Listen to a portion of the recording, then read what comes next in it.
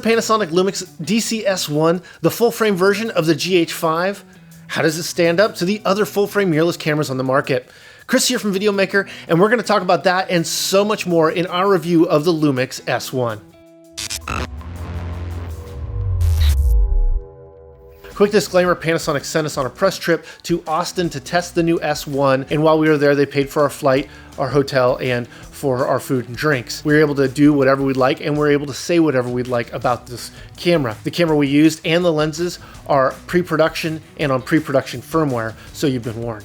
If you're not familiar with the S1, it is a 24.2 megapixel full-frame mirrorless camera. It has a tri-axle tilt touchscreen, so that means it tilts 3 ways. It shoots up to UHD 4K at 60 frames per second. It'll shoot HDR. It has 10-bit recording, and we'll have more later. And it has a contrast detection autofocus system. It also offers in-body image stabilization, to which they call sensor shift image stabilization. And it has dual card slots, one XQD card slot and one SD card slot. And it's got a pretty big battery. More on that later. Panasonic is coming out swinging with this camera, but it doesn't have everything that the GH5 has. Additionally, it doesn't have any log shooting yet, but will have some in a later release firmware that you're going to have to pay for. It can shoot up to 180 frames per second in HD, though only in auto exposure. It has no record limit time unless you're shooting in 4K 60. 4K 30 and 4K 24 have unlimited record time, just like the GH5 and the GH5S. That later firmware will include Vlog and more 10-bit internal capture, but it'll be a paid firmware upgrade. That's a real big bummer that log is not included until you have to pay to upgrade it. The sensor stabilization is nice to have, and it worked well. It's larger and heavier than all of the other mirrorless full-frame cameras on the market. In fact, it's 0.9 pounds heavier than any of them. It's even heavier than DSLRs like the Canon 5D Mark IV and the Nikon D850, a mirrorless camera that's heavier than a DSLR. Here's a test showing you all the different picture profiles that, like we said earlier, does not include Vlog, though it does include Cine-like D, Cine-like V, and like 709. So the low light performance of this camera is fantastic. In fact, it was usable all the way up to 51,200. That's amazing. Because there's no record limit when you're shooting in 4K 24 frames per second, battery life might become a very big issue for you, but this bigger battery will give you that extra life. In fact, it lasted 2 hours and 5 minutes in our test that we were able to do. We did notice some rolling shutter, as you can see here, and it's not anything to be too worried about. Now, this camera can shoot all the way up to 180 frames per second. The problem is that all of the high frame rate modes have auto exposure only. That's a big problem. Having manual exposure would make all of the difference here and make it so much more usable. Additionally, the only crop that you see in any of the shooting modes is when you're in 180 frames. The lenses we used for this review were just two: the Panasonic Lumix S Pro 50mm f1.4. It has a push-pull autofocus to manual focus, which is real nice. It's $2,300 and it has no lens image stabilization, or IS. The next is the Panasonic Lumix 24-105 f4 Macro OIS. It is a macro. It's a great focal length for just about everything.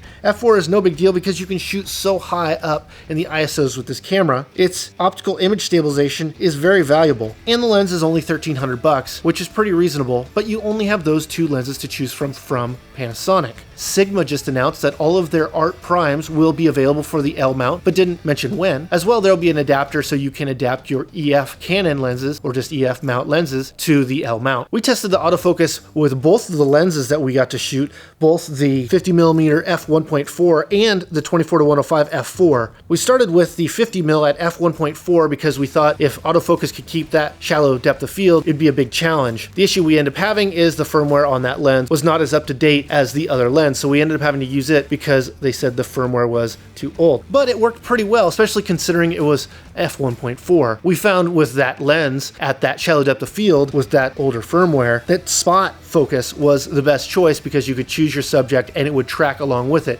What did work really good is with the 24-105 f4. Now, given we're at f4, so we have more deep depth of field than at 1.4, so it's a little bit easier job. However, with face detect, it worked really good. We were able to go from subject to subject. It would identify the body and then the face. There are some situations we had with a guitar headstock going in front or a microphone or something else, but we were able to bounce around pretty well and have the camera pretty rapidly do the focus, probably as fast as a human. Even when walking all the way up to the stage, it picked and did a pretty good job getting focus, and that would have been a really hard thing to do on the fly by yourself, especially in a live situation like this, where there's really no blocking the shot. So jumping into the marketplace, the Lumix S1 is at the top of the price point of near $2,000. We'll look at the Sony a7 III, the Canon EOS R, and the Nikon Z6. So the ups for the Sony a7 III is that it's just $2,000. It has full frame 4K.